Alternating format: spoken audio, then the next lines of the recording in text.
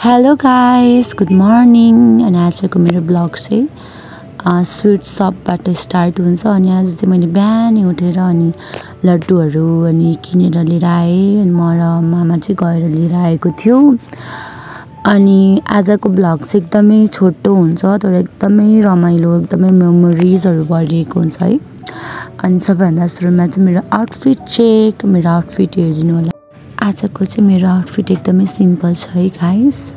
हामी चाहिँ हाई बहिनी। Hello guys. यहाँ अब यस्तो हुँदैछ। अरूको सुरु भइसक्यो, हाम्रो चाहिँ यहाँ बल्ल हुँदैछ। फास्ट। हाम्रो कपडा आउटफिट चेक, सिट आउटफिट चेक गरौँ। ल अब यतापट्टि जान्छु।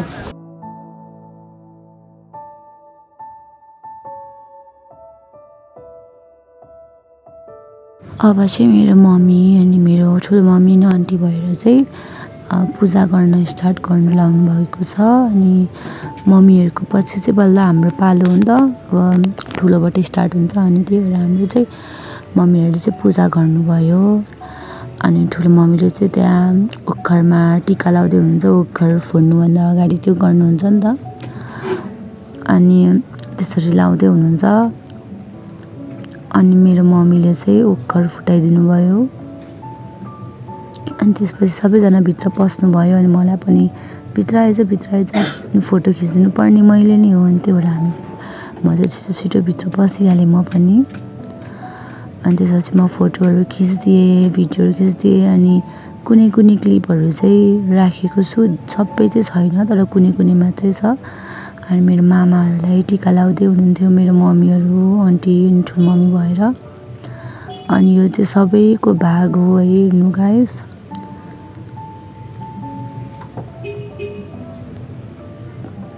लड्डु हेर्नु न, लड्डु। अनि त्यसपछि चाहिँ म र मेरो दिदीको पालो आयो है। अनि हाम्रो अवस्था चाहिँ हेरेर हाँस्नु होला।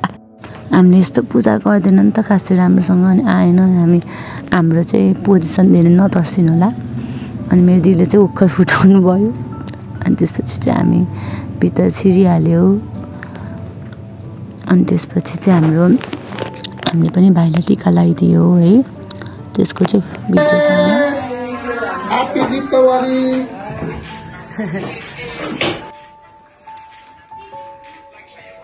यो चाहिँ टिका लाउनुभन्दा अगाडिको क्लिप हो है। यति बेला चाहिँ मैले मेरो भाइलाई किन नबसेको भन्दै थियो। उसले म जुत्ता खोल्दैछु के भन्दै थियो। अनि ठ्याक्क मेरो आन्टी आउनुभयो यो भागहरू लिएर। अनि म चाहिँ यहाँ इन्ट्रोड्युस गराउँछु हजुरलाई। उहाँ चाहिँ मेरो मम्मी हुनुहुन्छ है। अनि उहाँ चाहिँ ठुलो मम्मी चाहिँ त के गर्दै हुनुहुन्थ्यो मैले देखिनँ राम्रोसँग, त्यति बेला हेरिनँ। अनि त्यसपछि चाहिँ त्यही हो गाइस।